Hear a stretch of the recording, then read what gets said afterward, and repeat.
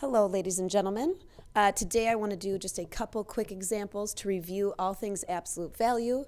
If you could get these few examples into your notebook. Just a reminder that all notes are fair game on tomorrow's quiz, so definitely worth your while to just do a couple more practice ones.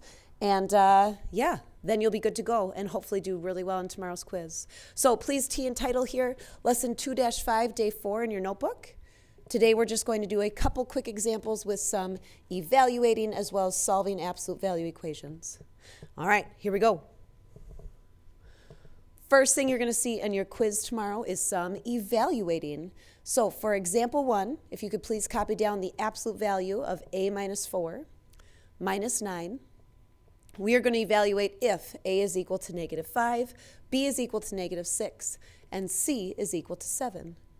So remember, in order to do this, you simply need to take that value of a, in this case, substitute that in for the variable. So I'm going to replace a with negative 5, minus 4 in absolute values, and then minus 9. Reminder that that absolute value acts like a grouping symbol. So negative 5 minus 4 is something you need to simplify first. That is negative 9. And then I'm going to drop down that minus 9 on the outside. The absolute value of negative 9 is just 9. Remember, the absolute value definition is how many steps is that number away from 0, and negative 9 is 9 steps away from 0. Then last step, 9 minus 9 is 0. So we're good to go. Final answer, 0. One more here, just to make sure we got it. Absolute value of a minus the absolute value of b plus c. Once again, we just need to substitute in those values in for a, b, and c. So if I do that, it looks like I'm looking at the absolute value of negative 5 minus the absolute value of negative 6 plus 7. Order of operation rules here. So you need to simplify both those absolute values before you do that final subtraction in the middle. The absolute value of negative 5 is 5 steps away from 0. Negative 6 plus 7 is 1. I'm going to drop down my absolute value sign because I have not done that yet. And then the absolute value of 1 is just 1. Drop down your 5. Final answer, 5 minus 1 is 4. Awesome. So hopefully that makes sense. You will be expected to know how to do 4 of these on your quiz on Friday. Plugging in those values, simplifying, use your order of operations. I think you should be good to go. All right, now I want to get into some equation solving. So example 2, nothing too crazy here. I'd call this a one-step absolute value equation. It is the absolute value of negative 4x is equal to 3. And once again, your number one goal is to see, hey, this absolute value, yeah, it could absolutely equal 3. I'm figuring out what could x be that's going to make this value give me 3 on the outside. So we've got 2 cases going on here, both the positive and negative case. Your case number 1 is going to be negative 4x equals positive 3. Case number 2 is going to be negative 4x equals negative 3. In this one-step equation, the way to get rid of timesing by negative 4 is to divide by negative 4. So I'm going to divide 3 by negative 4. This answer is going to be negative 3/4 or negative 0.75. Remember, decimals might pop up, and that's okay. If I divide by negative 4 in my case 2, negative divided by negative becomes a positive 0.75. All right, once you've done your solving, then I need you to come down here and make those fancy brackets for that solution set. In this case, the negative 0.75 is going to be smaller than the positive 0.75. So I'm going to put the smaller one first, then the larger. When I come to my number line, now this is what gets tricky when you plot those decimals. I'm going to put 0 in the center, and I know that negative 0.75 is between 0 and negative 1. I also know that 0.75 is between 0 and positive 1. So I'm kind of spacing these out here by fourths, just knowing that I could do 1/4, 2/4, 3/4, 4/4. And so when I go to place my negative 0.75, I know that that is 3/4 of the way to negative 1. And I'm going to float that decimal above my number line. Same thing to plot 0.75. I'm going to go 3/4 the way to 1, and this would be my 0.75. So this one works out nice because the numbers are so small and close to each other. Obviously, if you have decimals that are further apart, you can just scale by ones and place that decimal appropriately. All right, so we're going to look out for decimals. Number 3, I picked this one for a reason. This absolute value of 6 minus x is equal to 4. Please get this down in your notebook. Once again, knowing that you can use this on Friday to help you with your quiz. Let's set up our cases. Hopefully you're thinking, all right, I've got that positive case, 6 minus x. What could x be that's going to give me a positive 4?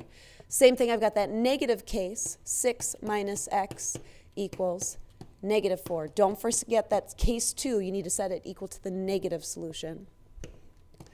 All right, let's do some algebra. Tricky algebra here. Once again, look in front of the 6. This 6 is a positive 6. What cancels that out is a negative. So I'm going to subtract 6 from both sides. Then be super careful. Drop down not just an x, but negative x, because that sign belongs to that variable. 4 minus 6 is negative 2. You're actually not done here. What's hiding here, this is that hidden negative 1 that's being times by the x. So what gets rid of timesing by negative 1 is to divide by negative 1. Negative divided by negative becomes a positive 2. So you can see, tricky algebra, goal is to make sure that you're not leaving out any signs. Case 2, same idea. We want to get x by itself. I'm going to subtract 6 from both sides. Check it out, though. I've got a negative x. Negative 4 minus 6 is negative 10. Once again, you've got that hidden negative 1. I'm going to divide both sides by negative 1. That means x is equal to 10. All right, solution set. Looking at both my solutions, looks like 2 would be the smaller of the two solutions, so 2 comma 10. When I go to my number line, I could probably go by 2's here. If I started 0, 2, 4, 6, 8, 10. Oh, kind of fun. Label a few more numbers there, and then in order to plot that solution, you need a dot at 2. This works out nice, and a dot at 10. Done. All right, so careful with your algebra, please, especially with those hidden negative 1s. The hidden negatives, make sure you're bringing those down, showing all your work steps. Excellent. All right, 2 left. I'm going to go to example 5 today. Check out this example. Example 4, we've got some bigger numbers here. We got the absolute value of 10x minus 23 is equal to negative 47.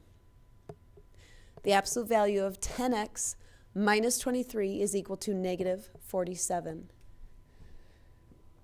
And hopefully you're already thinking, red blinking flashing lights, ladies and gentlemen, I'm seeing this. Absolute value could never equal a negative 47 because absolute value will always give you a positive solution.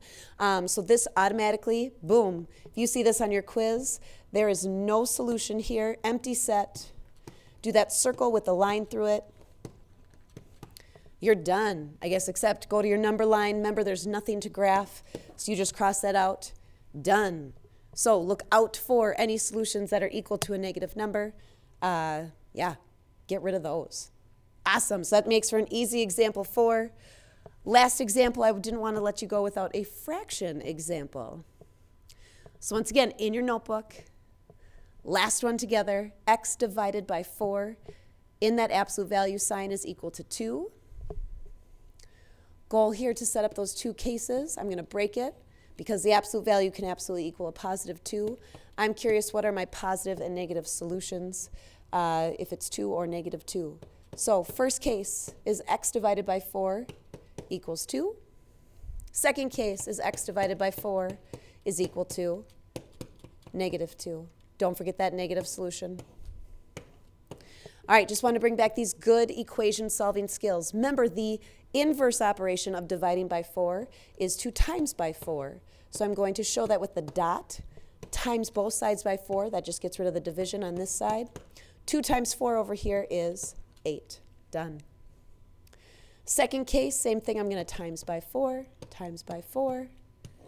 That gets rid of that divide by 4. But in this case, negative 2 times 4, negative 8. With those two solutions now, if I drop down to my solution set, I've got negative 8 and positive 8, so I'm going to put my negative 8 first since that is smaller. And then I know I need to graph this on the number line. If I go down here and start at negative 8, I probably am going to want to go by 2's just to make it all the way up to, oh yes, we'll be able to make this fit. A little added extra space.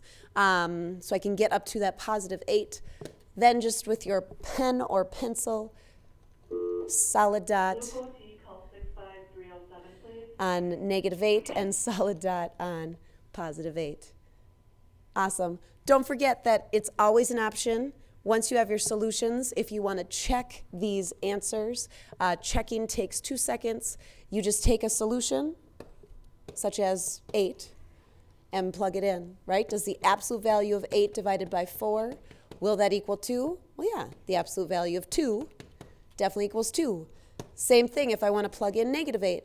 Does the absolute value of negative 8 divided by 4, does that equal 2? Well, yeah, negative 2, the absolute value of negative 2, is also 2. So both check out. That is always an option on your quiz, just in case you're feeling stuck. All right. Enough practice with me. I want you to try some on your own now. So you're going to get a pink review worksheet. That pink review worksheet is worth 5 quiz points, and I do not take that late. So please make sure that you work hard today. Get as much done as you can in class. Whatever you don't finish in class is homework for tonight. In order to get those 5 quiz points, it needs to be done before the quiz. So 2-5 quiz tomorrow. I am also going to ramp things up here for 2-5. All absolute value homework is due tomorrow, really by the end of the day. So whatever homework that is still late, outstanding, you are missing, you got to get that done before the end of the day tomorrow. Ooh, also don't forget to study your vocab. All right, appreciate you people. Work hard. See you tomorrow.